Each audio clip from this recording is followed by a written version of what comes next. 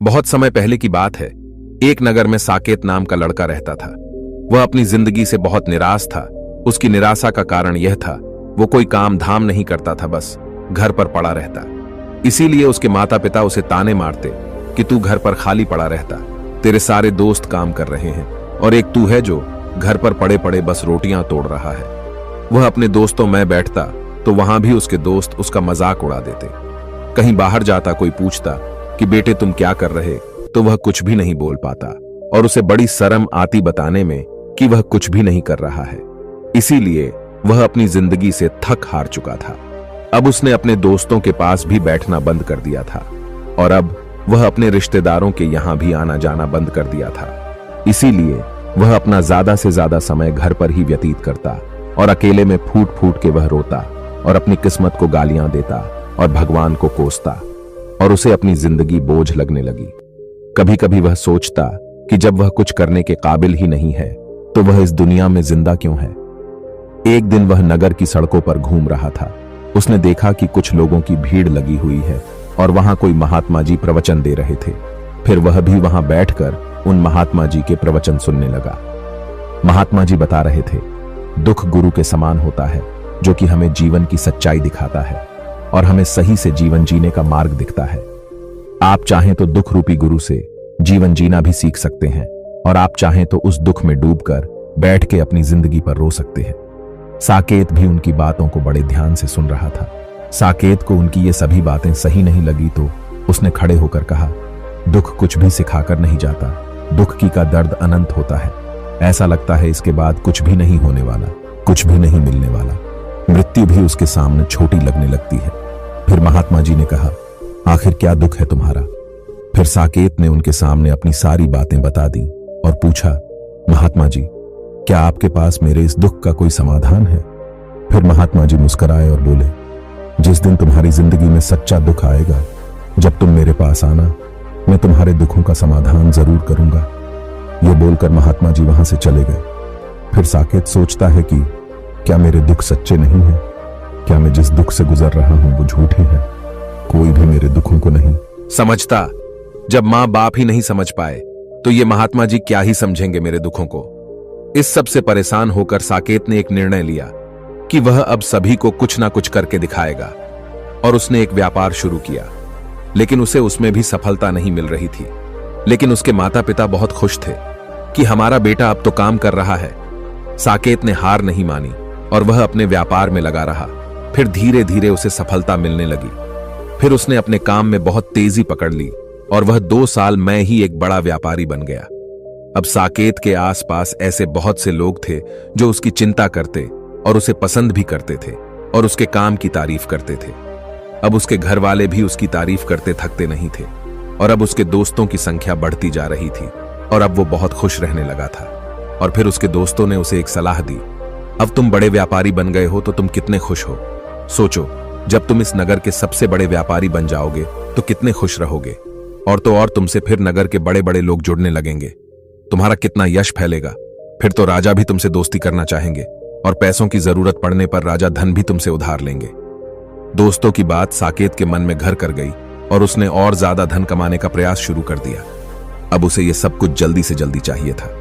अब वह अपना ज्यादा समय बर्बाद नहीं करना चाहता था। इसलिए उसने अब ऐसे काम भी करना शुरू कर दिए थे जो कि कदापि ठीक नहीं थे। अब वह अपने दोस्तों से बड़ी मात्रा में पैसे उधार लेने लगा।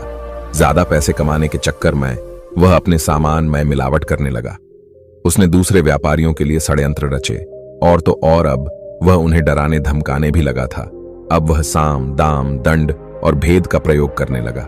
उसके दोस्त उसे जैसा बोलते वह वैसा ही करने लगता। वह अब धन तो खूब कमा रहा था। अब उसके जीवन में सुकून नाम की कोई चीज नहीं थी और तो और अब वह रातों को सही से सो भी नहीं पाता था। किसी न किसी उधेड़ बुन में लगा रहता था। उसके पास सुख साधन की हर चीज होने के बाद भी सुख और सुकून नहीं मिल रहा था। एक दिन साकेत बग्घी में सवार होकर कहीं जा रहा था। तभी उसे उन महात्मा जी का आश्रम दिखा। वह रुक गया और महात्मा जी के पास जाकर उन्हें प्रणाम किया और बोला, महात्मा जी आपने बोला था जब तुम्हारी जिंदगी में सच्चा दुख आए तब तुम मेरे पास आना, मैं तुम्हारी समस्या का समाधान जरूर करूंगा। फिर उसने बताया कि महात्मा जी मैं बहुत दुखी हूं। मेरी जिंदगी में सुकून नाम की कोई चीज ही नहीं बची है। अब तो रातों को नींद भी नहीं आती। ऐसे ही साकेत ने महात्मा जी को अपनी सारी परेशानियां बता दी। फिर महात्मा जी बोलते हैं, जब तुम मुझे पहली बार मिले थे तब भी तुम बड़े दुखमय थे, तो बताओ मुझे तुमने उस दुख से क्या सीखा?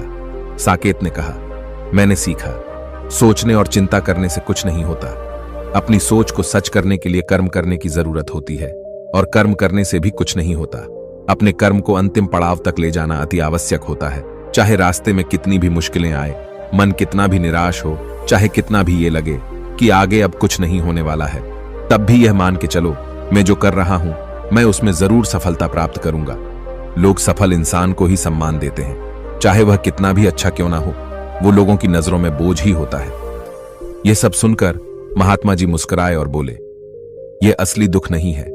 जब तुम्हें असली दुख हो तब तुम मेरे पास आना, मैं तुम्हारी हर समस्या का समाधान जरूर करूंगा। फिर साकेत ने उन्हें एक घड़ा भेंट किया जो कि सोने के सिक्कों से भरा हुआ था।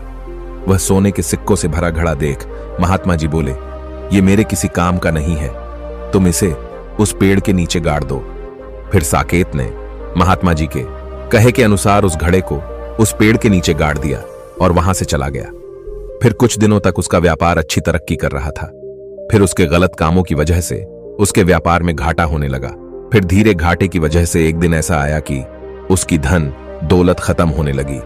फिर एक दिन ऐसा आया कि उसके पास कुछ भी नहीं बचा और वह कर्जे के बोझ से बुरी तरह दब गया।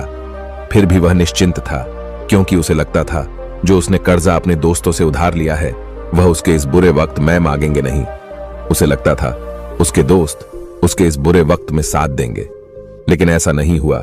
जैसे ही बुरा वक्त आया उसके दोस्तों ने उससे पैसा मांगना चालू कर दिया और पैसा ना मिलने पर उसे जान से मारने तक की धमकी दे दी। अब उसके चाहने वाले उससे दूर होने लगे और उसके साथ जो दोस्त रोज बैठ के मस्ती करते थे वह भी अब उससे दूर भागने लगे।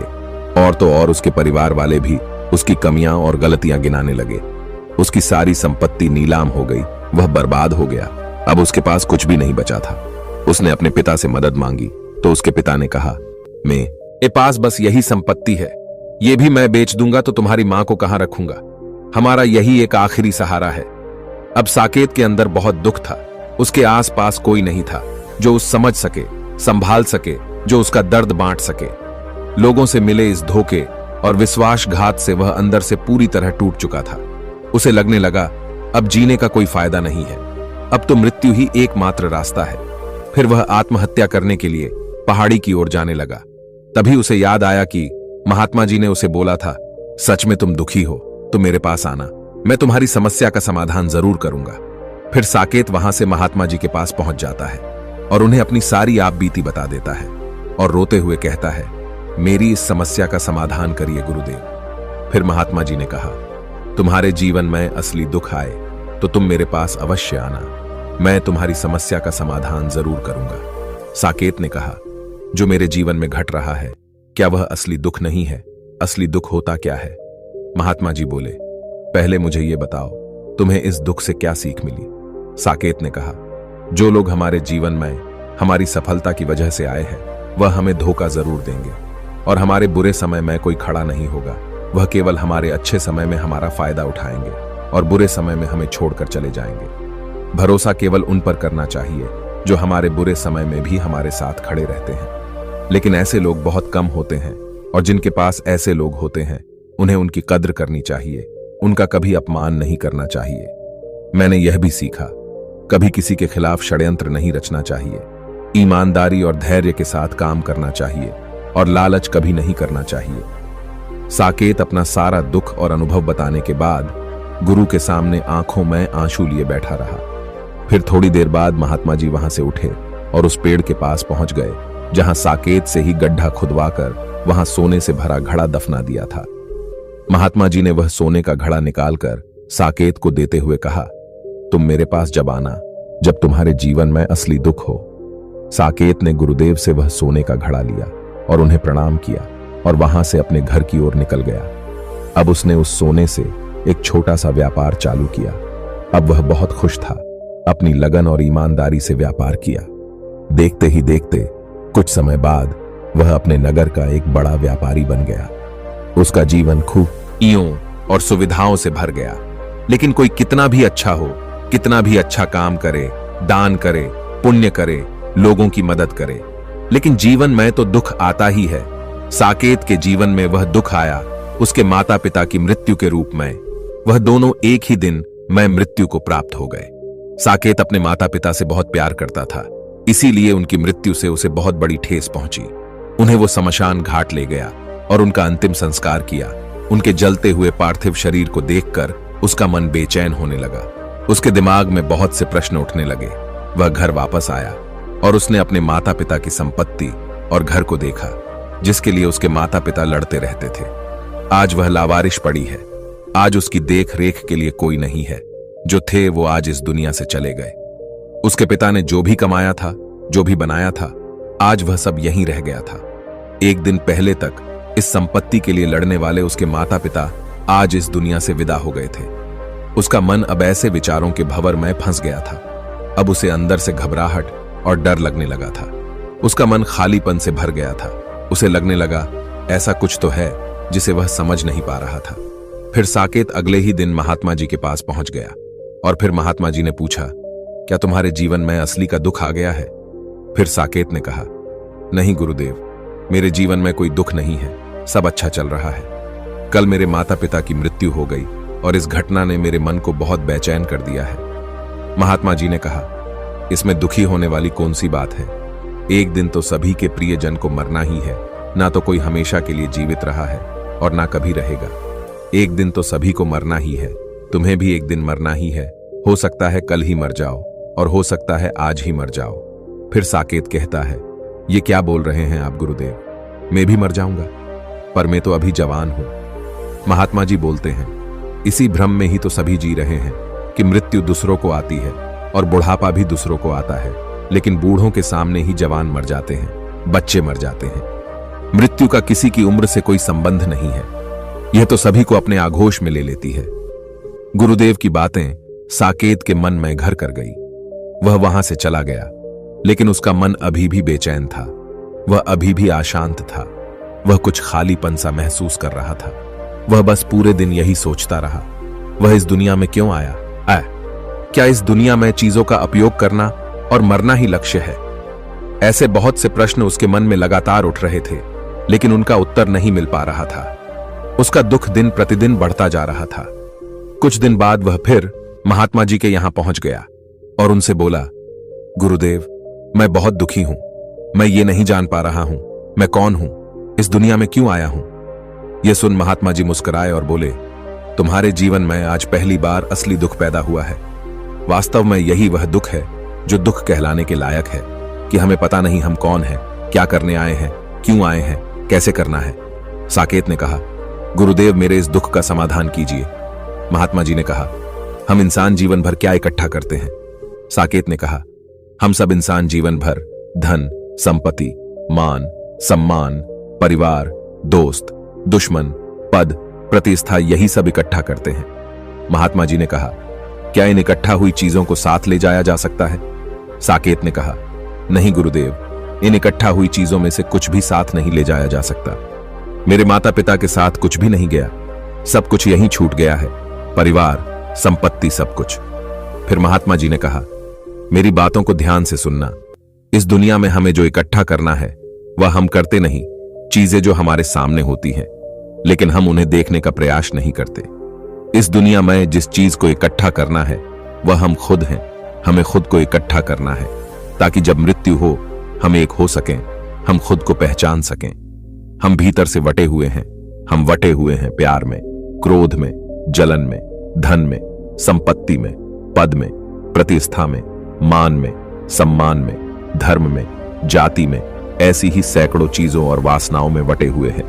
हम टुकड़ों में जीवन जी रहे हैं। इस बंटवारे की वजह से हमारी चेतना कभी एक नहीं हो पाती। हमारी चेतना बिखर गई है।